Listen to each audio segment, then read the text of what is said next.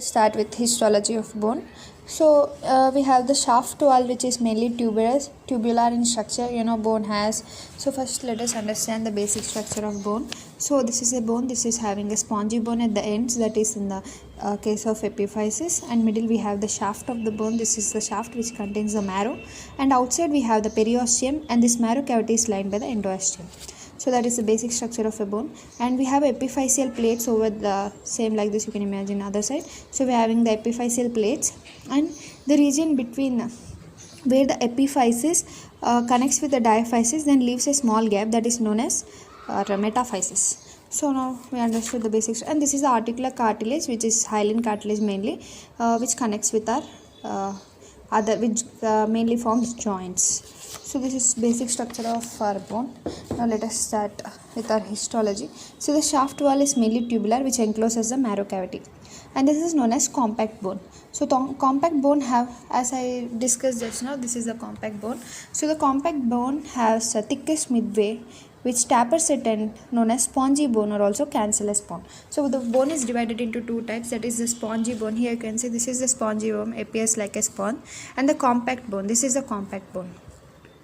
So at the ends, that is at the epiphysis, the bone have the spongy bone, and in the middle the shaft is mainly the compact bone. So the joints are mainly covered by the articular cartilage, and the entire outer surface of the bone is covered by the periosteum, as I said, and the marrow wall is lined by the endosteum, and bone ends are mainly red, having red marrow, and they are having hemopoietic cells, that is RBC producing RBC producing cells. So red, as the name, red marrow, so it can produce RBC. These are in the bone ends, that is in the epiphysis area. And the adult shaft has marrow, which is mainly yellow in color because of increase in fat cells, that is adipose tissue deposited, so they are yellow in color. And in fetus the entire marrow is red. So this is important. In fetus the entire marrow is red. So as age keep on increasing, the marrow becomes yellow. So in adults the marrow is yellow in color.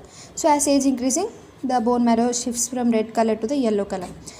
That too, in adult bone, the red marrow is mainly at the ends, that is in the epiphysis. So it also has hemopoietic cells, but the shaft is mainly yellow. But in infants, the whole marrow is red in color, even at the ends.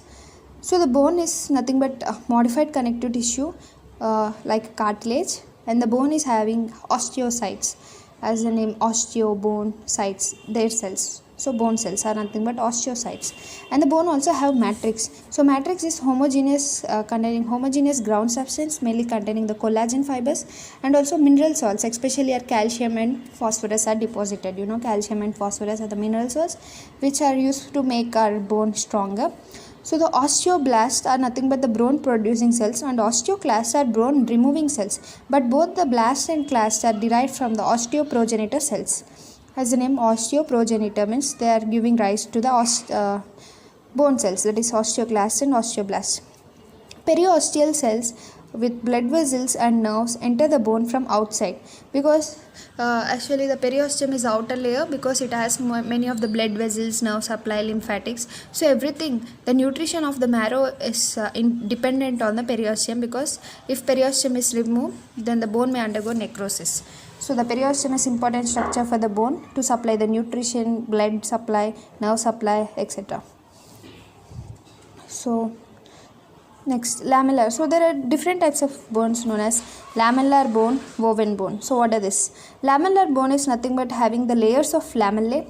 So you can see this is the layers of lamellae in this picture. So these are the layers of lamellae. And this is nothing but, the lamellar bone is nothing but mature bone. So you can see here, this is the mature bone. This is the mature bone. So the lamellar bone has a thin plate with the collagen, and also mineral salts are present in the gelatinous ground substance. And between the lamella there are small spaces known as lacunae, which spread out as canals and form the caniculae. So lacunae have osteocyte. So let us understand by here. So these are the lamella, and lamella around some small spaces are present, those are known as lacunae, and the lacunae connect with the other by means of caniculae. And in this lacunae you can see these are the osteocytes which are embedded in between these lamellae layers.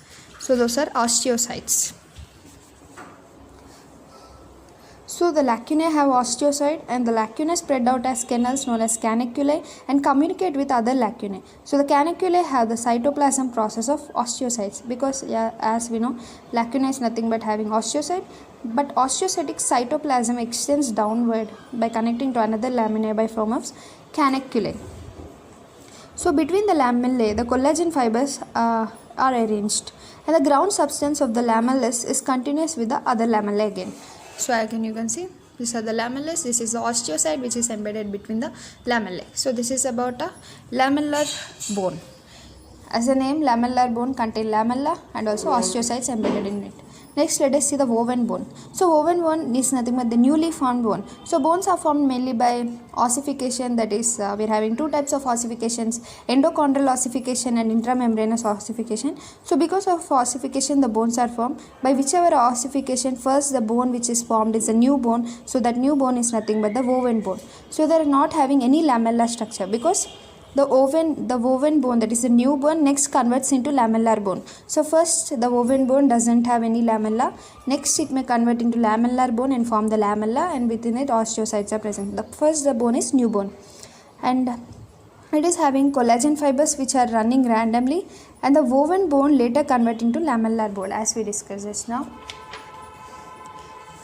So here we can check the osteocytes in connection to the lamella, and we can also check here canicula and also osteocyte in a lacuna. So all these structures are clearly seen over here.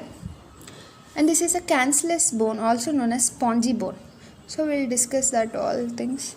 So the woven bone later converts into the lamellar bone, and abnormal persistence of the woven bone leads to Paget's disease, and in Paget's disease there are weak bones and also deformities in the bone. So basis of development, the bone is divided into cartilaginous bone and membranous bone, as we said. So now let us see about the cancellous bone. So cancellous bone is nothing but the bony plates meshwork. It has a bony plates meshwork known as trabeculae, and trabeculae is again made up of number of lamellae. Between lacunae and again osteocytes are present, and the trabeculae is not made of lamellae. So here you can see this bony trabeculus, and this is the marrow cavity. This is a spongy bone. The spongy bone is also known as cancellous bone, and the spongy bone is present at the end, that is at the epiphysis. So this is a spongy bone. Now we are going to see its histology in detail. So you can see these are the trabeculae, and this is the marrow cavity. So the cancellous bone have mainly bony platelets meshwork, and trabeculae are present which encloses the marrow and gets the nutrition from the blood vessels in the marrow cavity itself. So it gets the nutrition from the blood vessels which are present in the marrow cavity.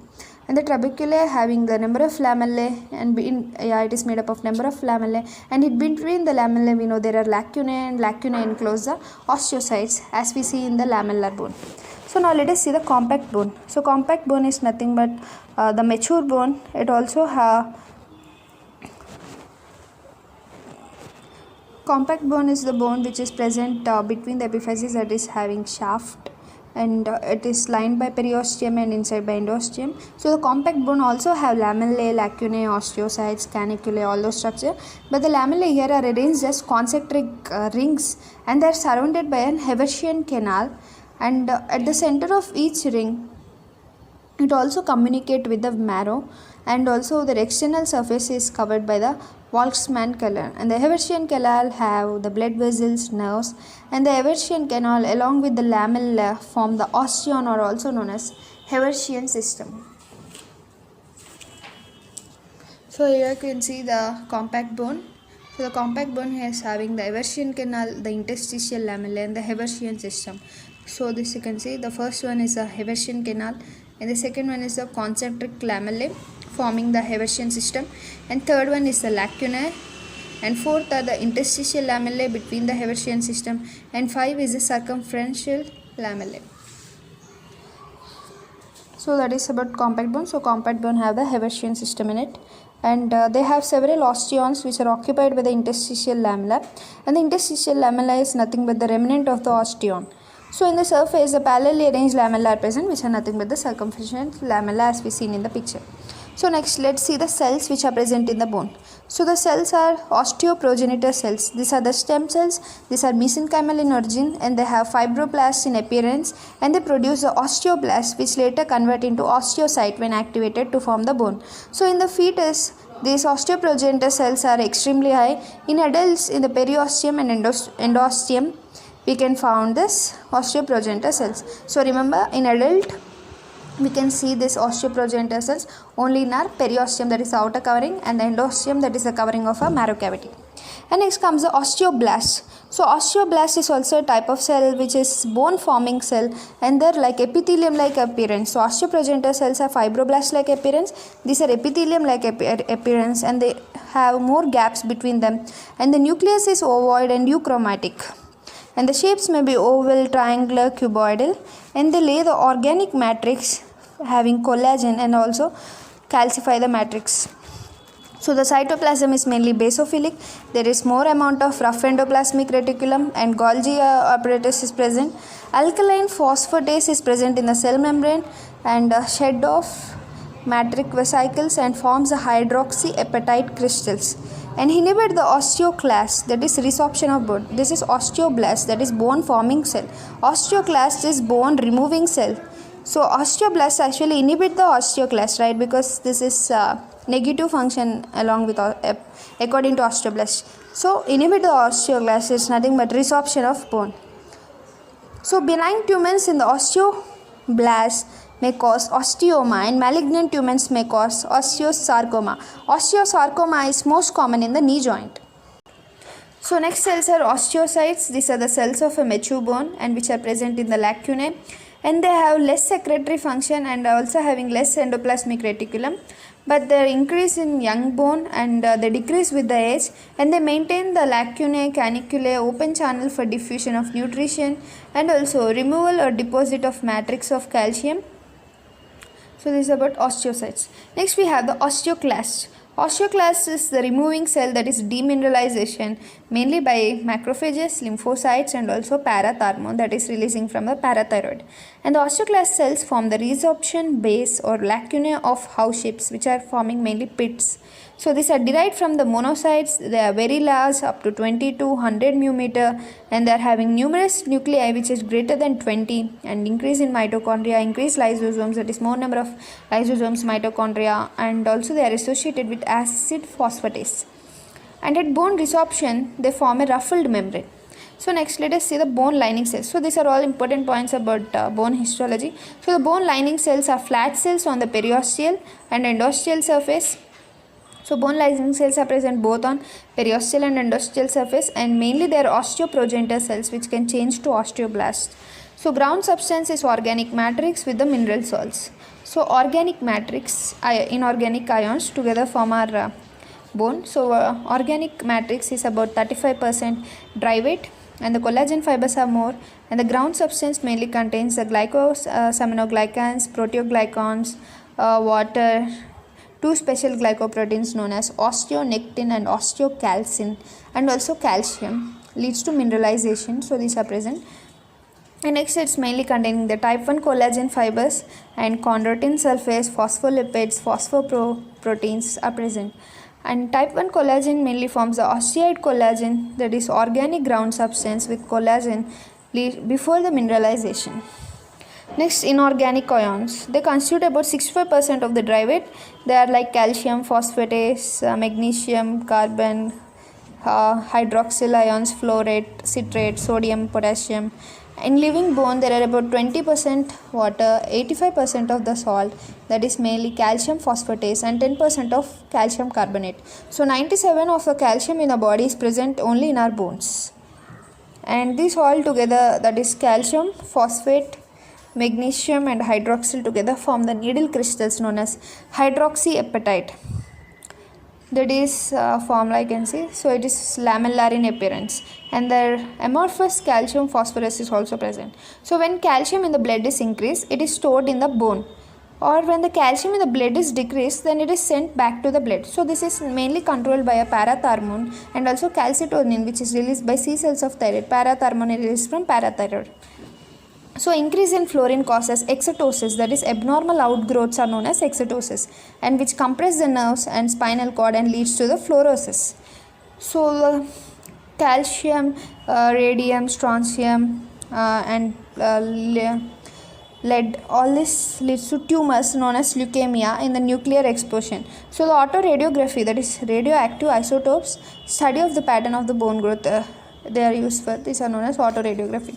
Now let us check out the osteons. So the osteons are nothing but the first formed osteons have no clear lamellar structure and the woven bone is present. And the primary osteons are also known as atypical Haversian system. So cells of the bone, here you can see the Haversian canal, the canal of Volkmann, the periosteal surface, here's the endosteal surface, and here we are having the osteoblasts laying down the bone, osteoclasts which are removing the bone. Before we discuss all this, so once we are checking out the diagrams over here. So the primary osteons are replaced mainly by secondary osteons, or also known as typical Haversian system. And these primary osteons run longitudinally along the long axis of the shaft. And in transverse sections we can see they are like circular, oval, or also ellipsoid in shape. And next, average number of lamellae in each osteon is 6. And the longitudinal fibers are having long pitch, circumferential fibers are having short pitch. And the periphery of one osteon in contact with another osteon is mainly marked by a cement line. So this is along this line there is no collagen, and the cement line has the inorganic matrix. The peripheral osteon usually don't communicate with the neighboring osteons, and this peripheral osteon forms the loops which turn back to its own osteon. So the few caniculae are passing by the cement line and provide the communication leading to the interstitial lamellae. Lacunae and caniculae partially filled by osteocytes, and the remaining fluid surrounds the osteocytes with the Haversian canal, and the pathway along which the substance passes from the blood vessels in the Haversian canal to the osteocytes. So next, let us check out this.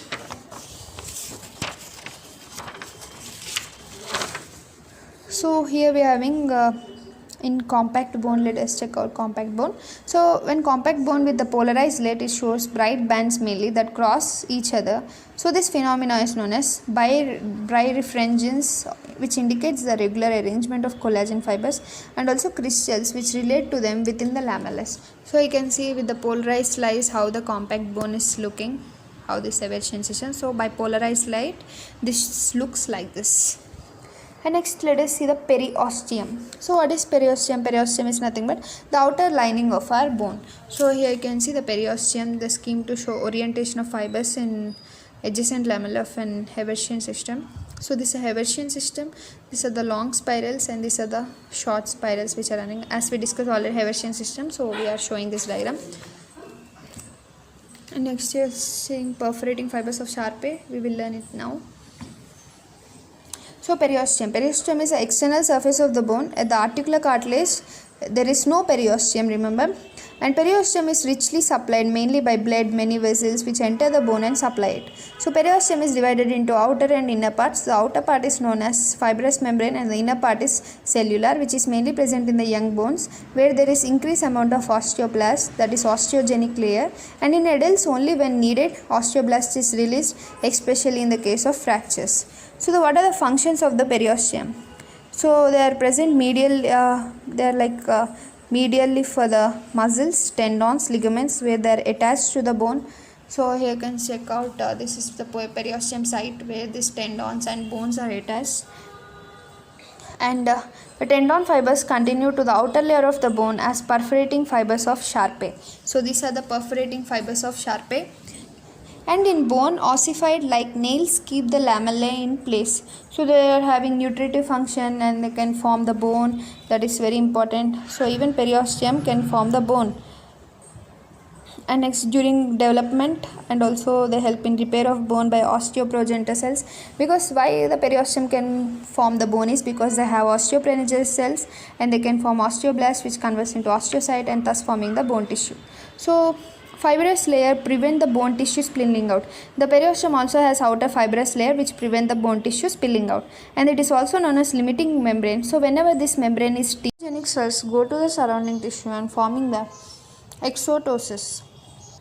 So whenever the limiting membrane is there, it leads to formation of exotrophies. That is nothing but the bony projection in the old person bones, seen mainly in old person bones. So the gap is filled by the proliferation. So the gap is mainly filled by the proliferation of bone, forming a tubercle. So you know tubercles to where the tendons, all those things are attached. So the bone has 3 times stronger than a wood and also half as steel. And the trabecula of cancellous bone are arranged along the lines of stress, that is known as Wolff's law. Also compact bone also arranged in the case of lines of stress, and the clear pattern of trabeculae form in the femur of a child only when he or she begins to walk.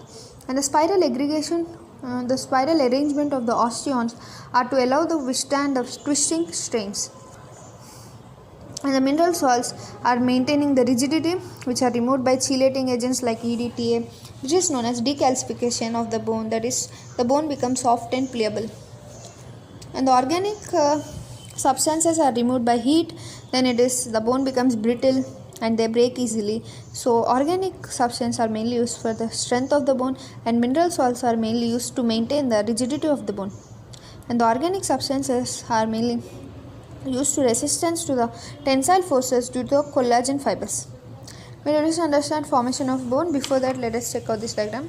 So you can check out along with the force of lines of stress the bone is forming, so that it knows everything how to replace the lost bone or how to rearrange itself according to the stresses applied on it.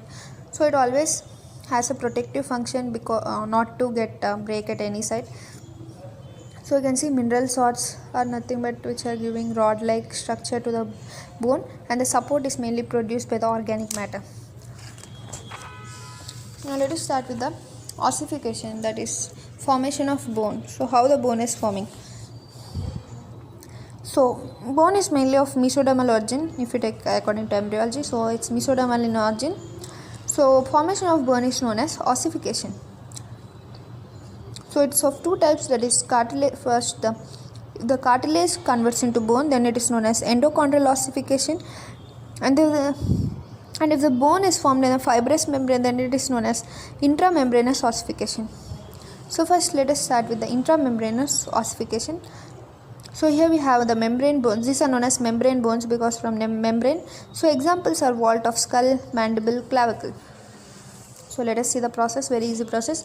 So first the mesenchyme condense, and next increase in the vascularity because to form a bone. So the collagen fibers are laid down.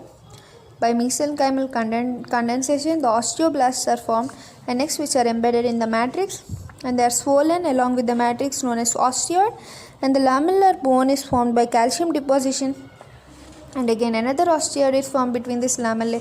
The cell between 2 lamellae have the osteocytes, and more lamella is again laid down so that it forms a trabeculae. That is, as you remember, trabeculae can be seen in woven bone. So woven bone is a new bone. So first after any ossification, the new bone formed is known as woven bone. So next the woven bone is formed, the new bone. Next it converts into spongy bone, cancellous bone, later it converts into compact bone. So this is how membranous ossification takes place. So once let us check out intramembranous ossification diagram over here. So you can check out, this is the first lamellus of the bone, this is the second lamellus of the bone, this is the third layer of osteoid. And next the osteocyte is representing an osteoblast imprisoned between the lamella.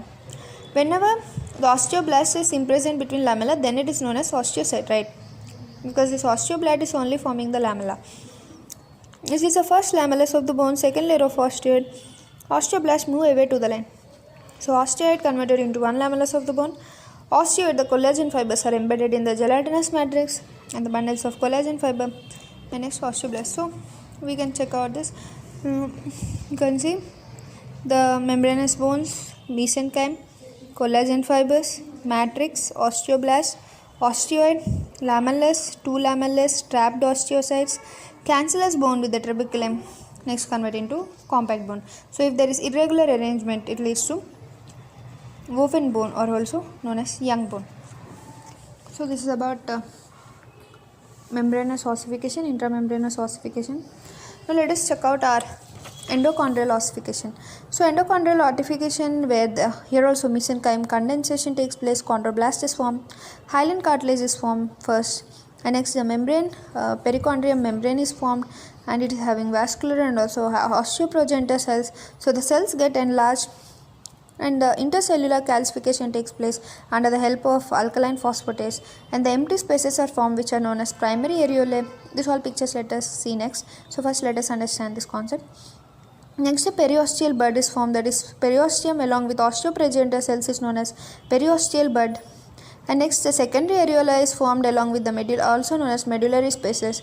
And next, there is a calcified bar formation around which the osteoblasts are present. And next, the osteoid is formed and the lamellae are formed and continuous, that is again the membranous ossifications, that is, as you know, lamellae form between two lamellae, the osteocyte is struck and it forms a trabecular cancellous bone is formed, which later converts into the compact bone. So the same. So the difference is in endochondral ossification. First, the hyaline cartilage is formed, but remember that the hyaline cartilage which is formed will be after development of the bone also, it will remain itself as articular cartilage. So the articular cartilage is also an hyaline cartilage, if you remember. And the intramembranous ossification, we know lamellae are formed in between, the osteocytes are struck, and next it forms first the cancellous bone, next it converts into compact bone. So this is the difference of endochondral and intramembranous ossification. So let us check out that endochondral ossification too. So you can see this is a trabecular bone, that is a spongy bone or also known as skinless bone. So A into spongy bone and B note the bony trabeculae follow the same pattern as bundles in A. Here this is mesenchymal condensation, this is cartilage is formed, endochondral ossification, formation of cartilaginous motion, and here P is the perichondrium around the membrane. You know, in a hyaline cartilage we have outer membrane perichondrium. And this is the early stage in the endochondral ossification. The cartilage cells are separated by the matrix. So this is the perichondrium, this is the matrix, and these are the cartilage cells. And next what happens is the endochondral ossification, the matrix has calcified and the cartilage cells are dead, leaving the empty spaces called primary areola. So this is a calcified matrix, this is the empty space, primary areolas, and this is the dying cartilage cell. And here we can check out the endochondral ossification. Some primary areola have fused to form larger spaces called secondary areola. So this is the secondary areola, this is the bar of calcified matrix. So you can check out here, this is a bar of calcified matrix, around this we have the osteoblast, and next later we are forming one layer of osteoid, and next osteoblast, first lamellus is formed, osteoid layer 2, osteoid layer 3 is here, and these are the osteocytes, and here also second lamellus is formed. So like this the lamellus keep on growing and the bone starts forming, the bone starts replacing our cartilage and the bone forms. So now let us check out the conversion of cancellous bone to compact bone. How that the cancellous bone converts into compact bone. So between the trabeculae, the osteoblasts are formed. Next they convert into lamellae. The ring-shaped structure with one lamella is formed, and that is osteon. And first the atypical eversion canal or primary osteon is formed. Blood vessels with the osteoclast together form the bony lamellae. Again the secondary osteon is formed, which is known as typical eversion system. And next the internal structure is remodeled. So the cancellous bone is a new bone and the compact bone is a mature bone. Cement line. So cement line is nothing but which separates the osteon from the previous formed elements, and the process of bone erosion stops and formation of bone begins. It is called as reversal line, and the nerves present plainly in the primary osteon in the cement line.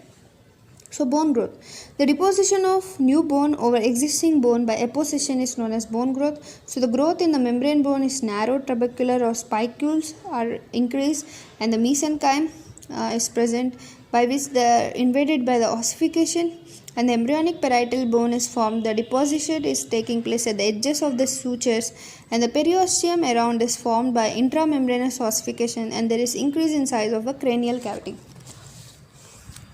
So this is taking place in the cranial cavity, how the bone grows in a cranial cavity at the skull, mainly at the sutures.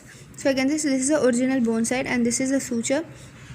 This is a new bone added by growth at the suture, and the bone size after some growth, like it's increased this much. And next we can check out the development of long bone. So developing in long bone, first the mesenchyme, again cartilage. So in long bone there is endochondral ossification, and the center primary center of ossification appears. In the membrane ossification takes place. A periosteal bone is surrounded by cartilage. Periosteal collar is formed, that is periosteum, along with the osteoprogenitor cells. It forms a shaft, and the secondary areola is formed, and membrane is in origin.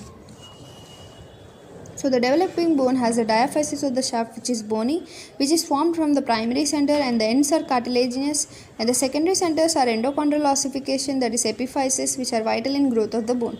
So the growth of the long bone, that is increase in length and width, that is the periosteal collar forms the diaphysis. It is thicker.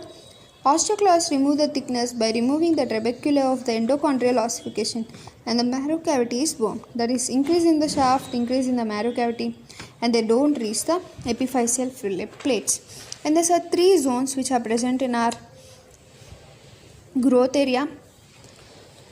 That is, the zone 1 is zone of resting cartilage, that is small and irregular cells are present.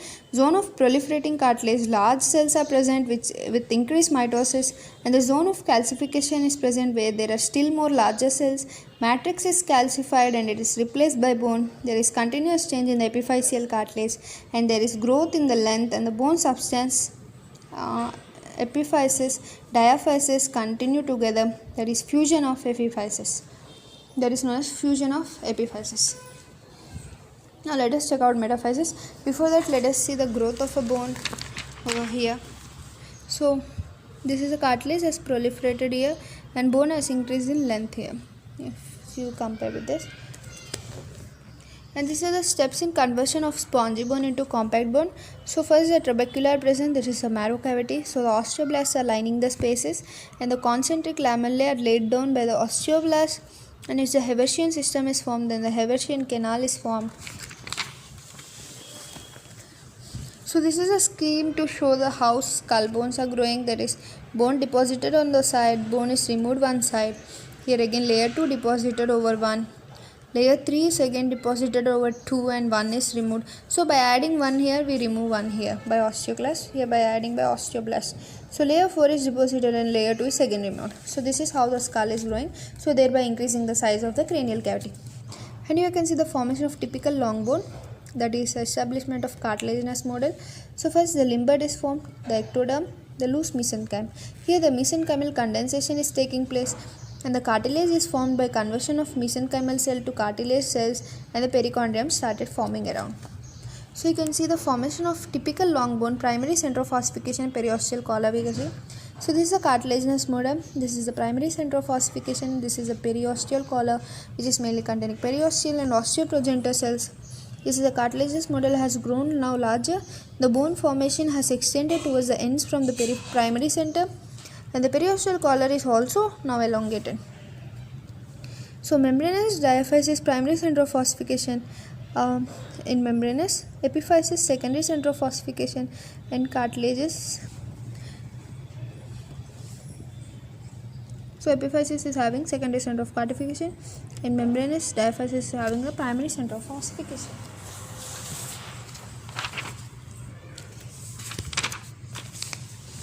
And you can see the formation of a typical long bone, secondary centers of ossification. So this is the cartilaginous epiphysis, this is the diaphysis, this is the periosteal column. Cartilaginous epiphysis, secondary centers are formed at the epiphysis. This is the formation of typical long bone, bony epiphysis and epiphyseal plates. So you can check out, this is the articular cartilage, bony epiphysis, epiphyseal plate, metaphysis, diaphysis, and this is the marrow cavity. So this is here we can check out that how bone grows in thickness. So first the periosteal bone around, endosteal bone inside. So layer 1 and layer 2 is deposited, endochondral bone removed to form a marrow cavity. Layer 1 is removed, layer 2, layer 3 is deposited. So same like a skull development, one layer will be removed and other will be added. So like that the size keep on increasing. So this is how the bone increase its thickness. So we need to check out metaphysis now.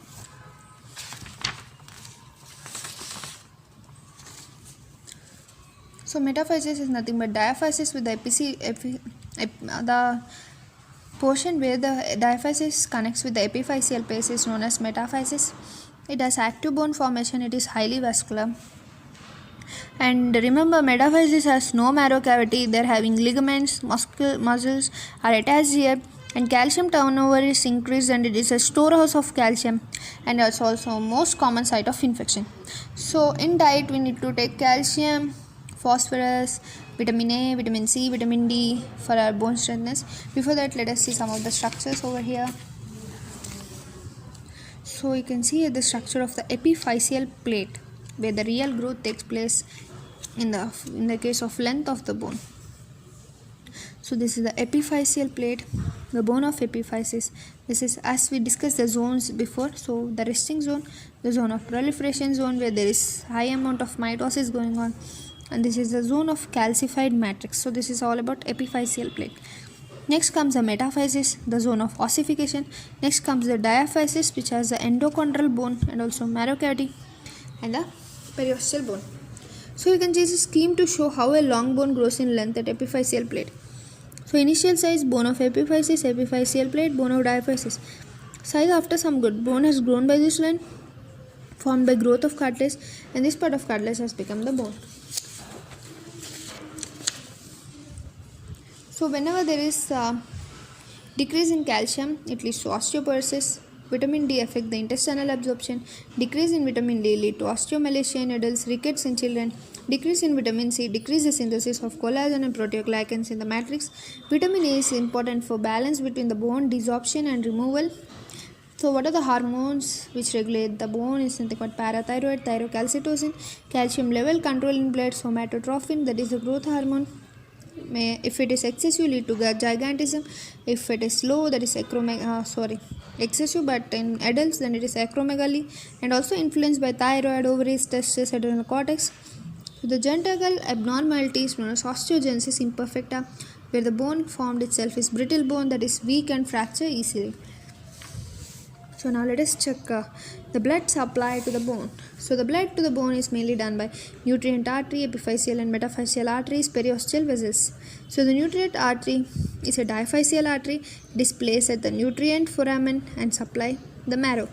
So it is divided into ascending branch and descending branch. So the epiphyseal artery and the metaphyseal artery are the major branches. So most of the blood comes to the marrow or also are borne by this epiphyseal artery and the metaphyseal artery.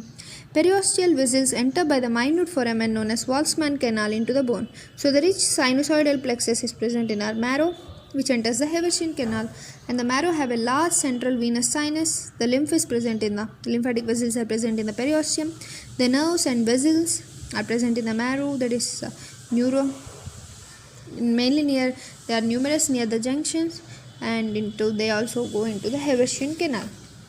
So you can check out, the 1 are the epiphyseal arteries, the 2 are the metaphyseal arteries, and 3 are the periosteal arteries, and 4 is the nutrient artery, which is making a hole, that is passing through the nutrient foramen and giving the ascending and descending branches. So by this we complete our bone histology.